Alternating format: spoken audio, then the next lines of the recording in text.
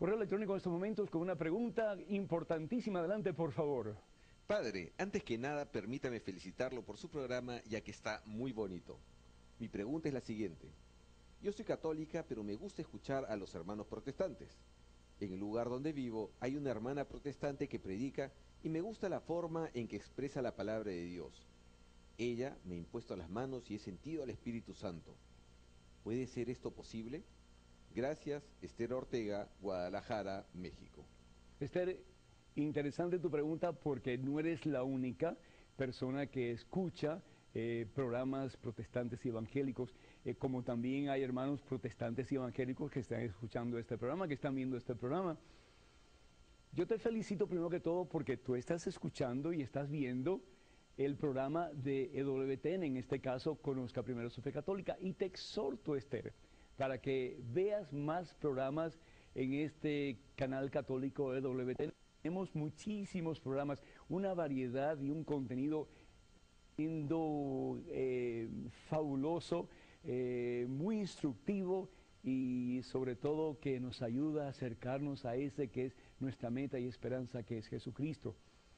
En lo que se refiere a escuchar programas de hermanos protestantes y evangélicos, yo te digo en el nombre de Cristo Jesús, y te lo digo porque sé lo que estoy diciendo, ten mucho cuidado, Esther. Si tú eres una mujer que estás bien cimentada en las enseñanzas de la Iglesia Católica, yo te digo, no hay problema. Pero si tú estás como que medio tambaleándote y no sabes si la Iglesia Católica tiene la verdad o si otra iglesia tiene la verdad, yo te digo en el nombre de Cristo Jesús, conoce primero tu fe católica. Y eso es precisamente lo que estamos tratando de hacer en este programa. Conoce primero tu fe católica. ¿Por qué? Porque si no conoces primero tu fe católica, ¿qué es lo que pasa? Dice San Pablo en su carta a los Efesios, capítulo 5, que te serás zarandeada por diferentes vientos de doctrina que sin lugar a dudas te llevarán al error.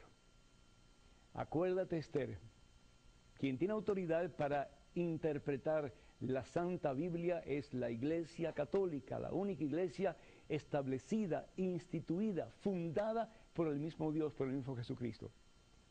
Lo que las iglesias protestantes y evangélicas enseñan, si está de acuerdo con lo que enseña la Iglesia Católica, con lo que siempre ha enseñado la Iglesia Católica, pues está bien. Pero si se desvían de la verdad, es decir, de lo que enseña la Iglesia Católica, está mal. Entonces, ¿para qué ir a una iglesia protestante o escuchar un programa evangélico cuando tienes la verdad total y completa en la enseñanza de la iglesia que Jesús fundó, que es la Iglesia Católica?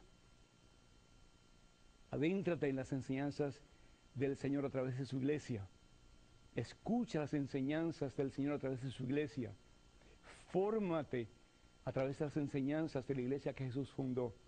Y no solamente vas a tener tú la fortaleza y la autoridad para caminar en la verdad, pero tal vez, sabe Dios, aún hasta esta persona que oró por ti y tú recibiste presencia del Espíritu Santo, lo vas a poder ayudar para que encuentre la verdad total en la iglesia que Jesús fundó, que es la Iglesia Católica. Yo no estoy promoviendo ni a Nostradamus ni a San Malaquías. Yo predico la palabra profética más segura, a la cual hay que estar atentos, porque alumbra como una luz en medio de la oscuridad, como dice Pedro, y esa palabra profética más segura se llama la Biblia. ¿Cuánto me aman?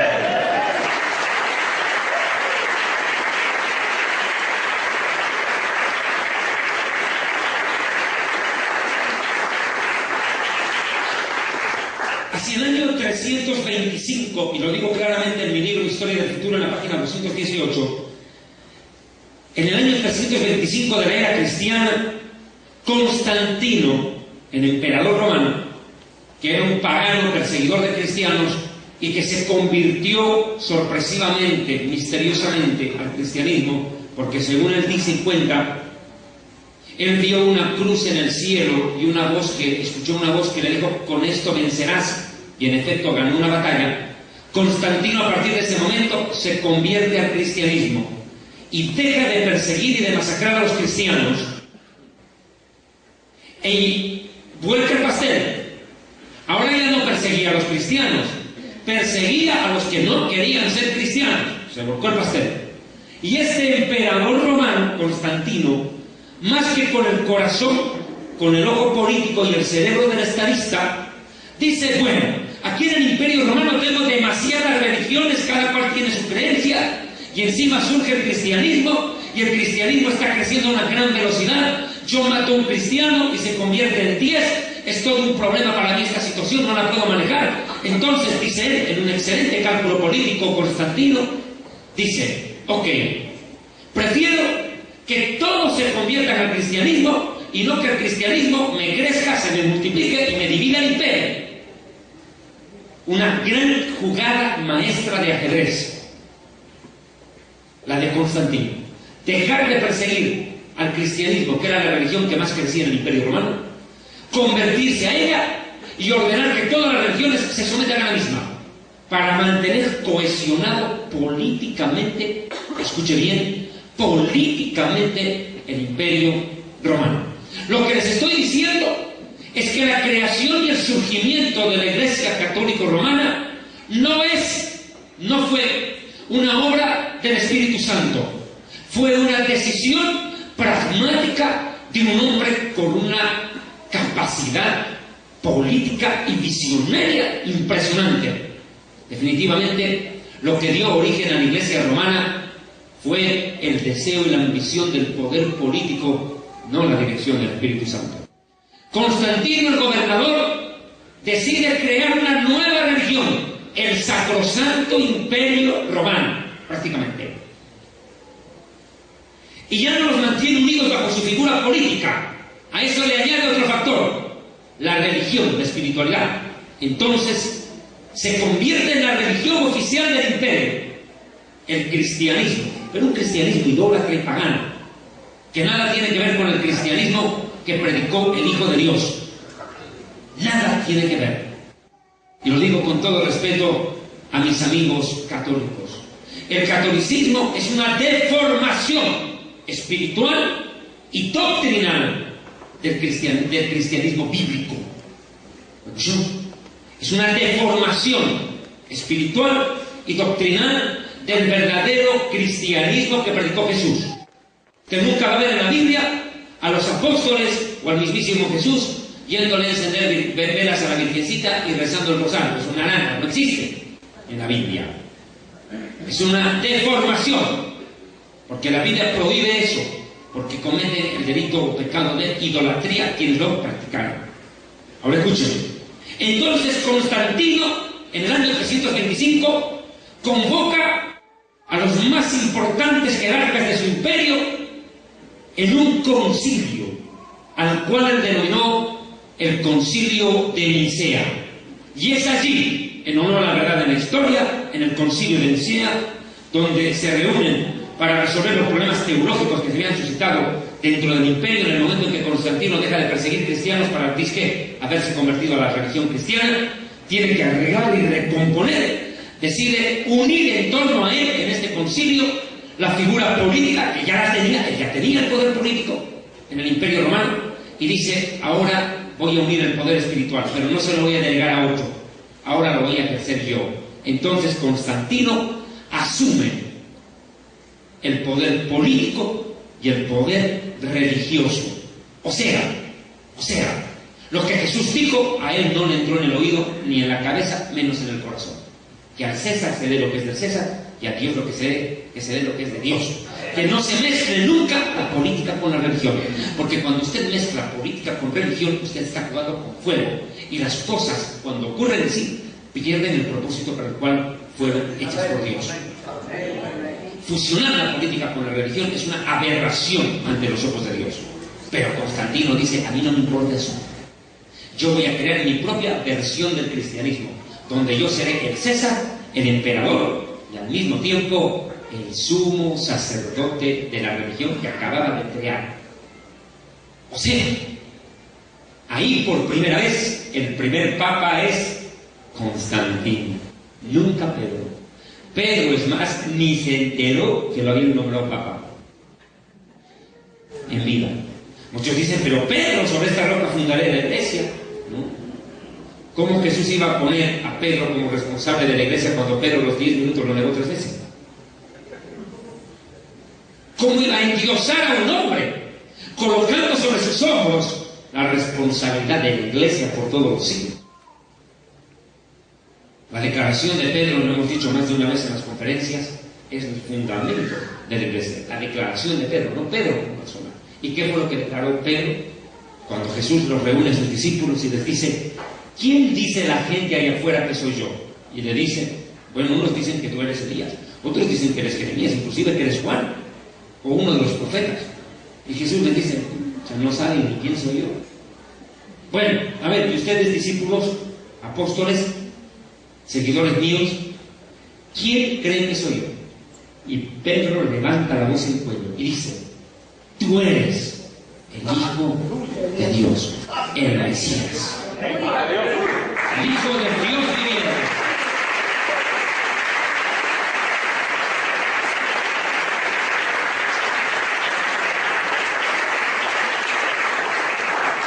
Y cuando Pedro emite esa declaración, si nos trasladáramos a la escena en cuestión, Jesús voltea la cabeza y fija la mirada en ese momento en Pedro.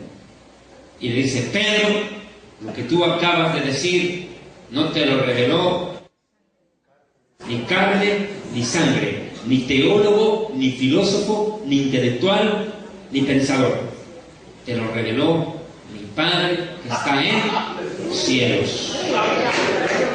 Y te digo, le dice, que tú eres Pedro, sí, tú eres Pedro, y sobre esta roca. ¿Cuál es la roca? Lo que acababa de decir Pedro. La roca sobre la cual está fundamentada la iglesia no es Pedro, sino lo que acababa de decir Pedro. ¿Qué cree la iglesia? Que Jesús es el Mesías, es el Hijo de Dios. Ese es el fundamento. Por ende, Pedro no pudo haber sido papa jamás. Y le voy a explicar algunos datos más. Pedro no fue el primer papa. Definitivamente, el pasaje bíblico apunta en el idioma original a todo, menos a que Pedro haya sido declarado por el mismísimo Jesús como papa. Eso no cabe en ningún momento en el contexto escritural de la Biblia.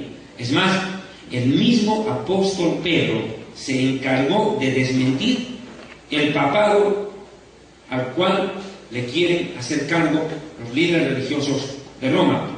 ¿En qué momento el apóstol Pedro niega ser el papa? En 1 de Pedro 2:4, Pedro dice: acercándose a Jesús, la piedra viva, desechada ciertamente por los hombres, mas para Dios escogida y preciosa. Es el mismo apóstol Pedro, en la primera epístola, que se encarga de desmentir, de decir: yo no soy el líder de la iglesia. La piedra no soy yo, la piedra viva es él, el Hijo de la vida.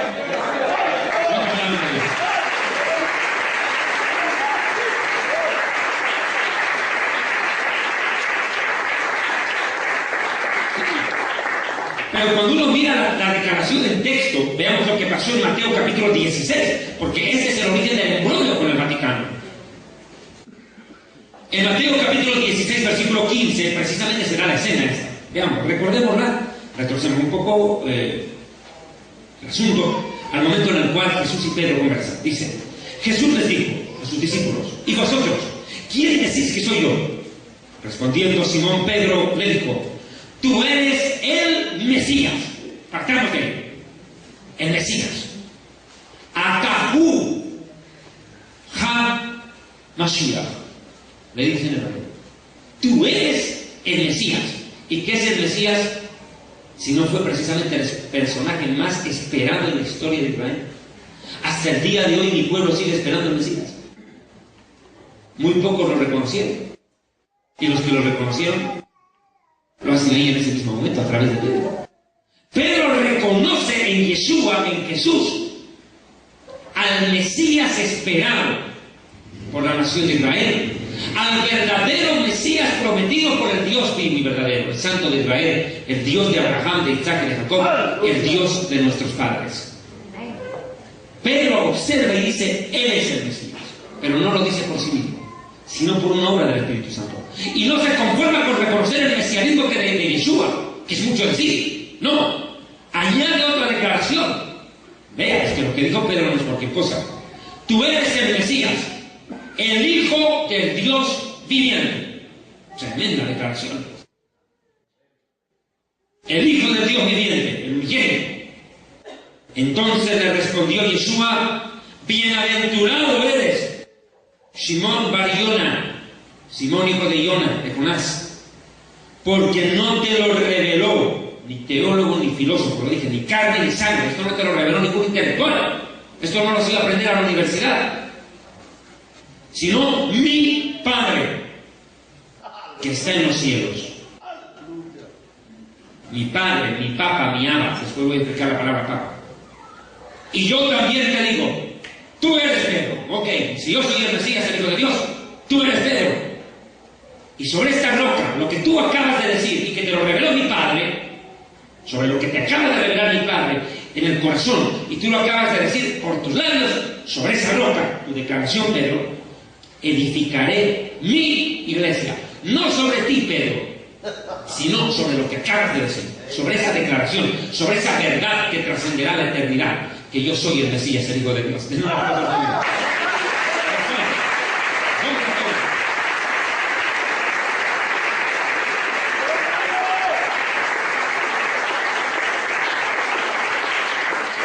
sobre esta roca edificaré mi iglesia, y las puertas del infierno no van a poder contra ella. Va a haber una guerra espiritual contra el infierno, pero el infierno será aplastado y vencido. Y te daré las llaves del reino de los cielos, iglesia.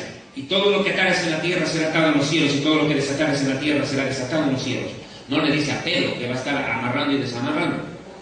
No es que Pedro va a estar aburrido en el cielo entre que amarra y desamarra, como quien amarra un zapato. No es eso. En la iglesia, poder espiritual, es decir, te voy a dar poder espiritual a la iglesia sobre el infierno.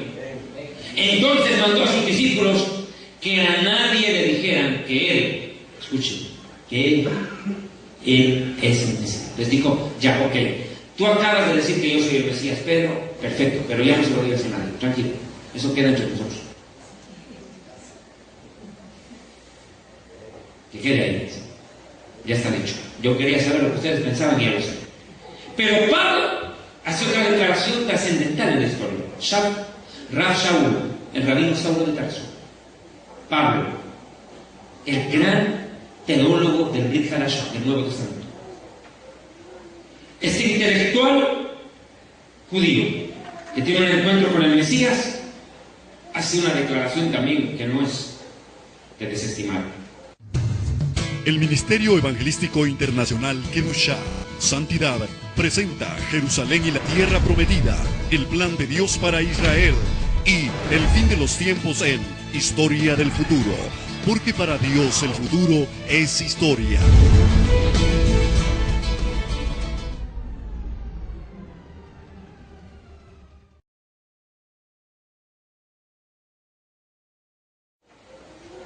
Este intelectual judío que tiene un encuentro con el Mesías hace una declaración también que no es de desestimar.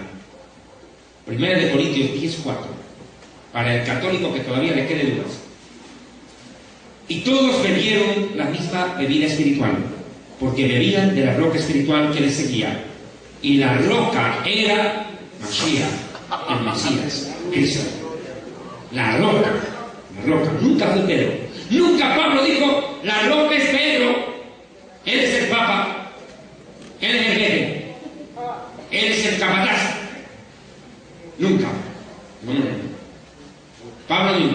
Si después el mismo Pablo tiene problemas con Pedro en el libro de los Gálatas, hipócrita le dice, le reprende al pleno Papa. ¿Cómo puede ser eso?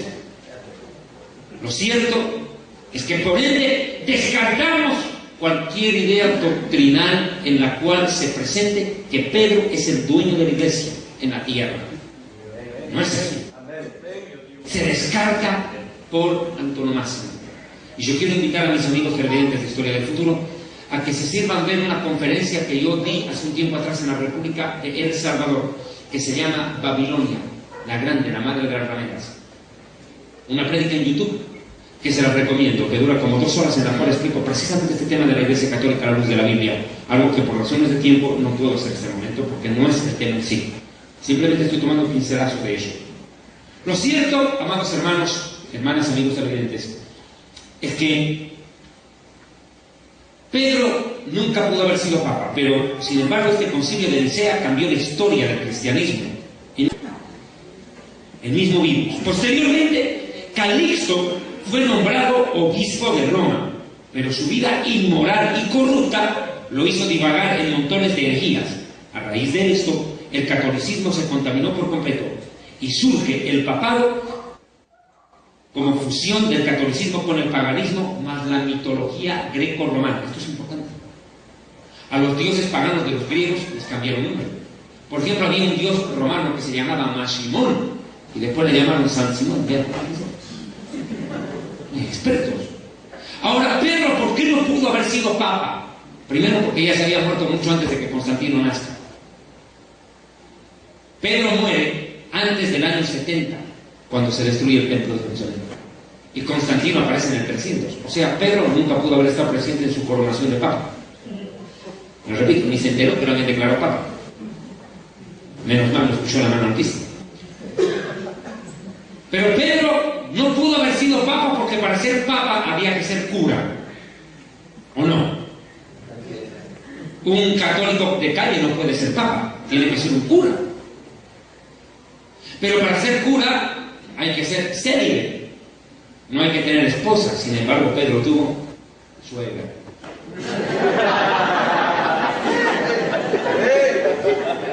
Tuvo suegra.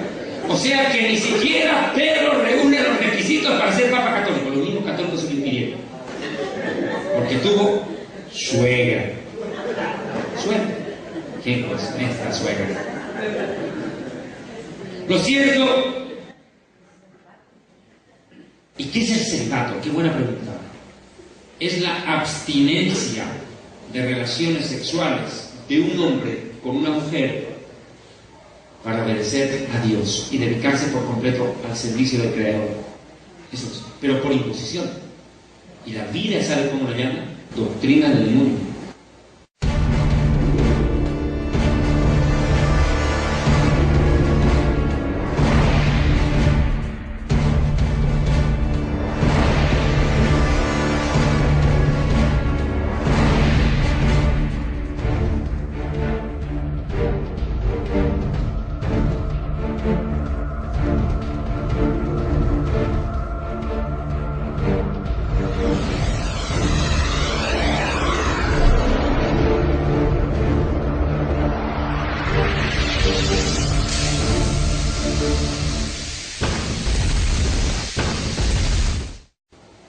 Timoteo 4, versos 1 en adelante, pero el Espíritu dice claramente que en los últimos días algunos hombres apostatarán de la fe, escuchando a doctrinas de demonios y espíritus de engaño, de hombres que teniendo cautelizada la conciencia prohibirán casarse.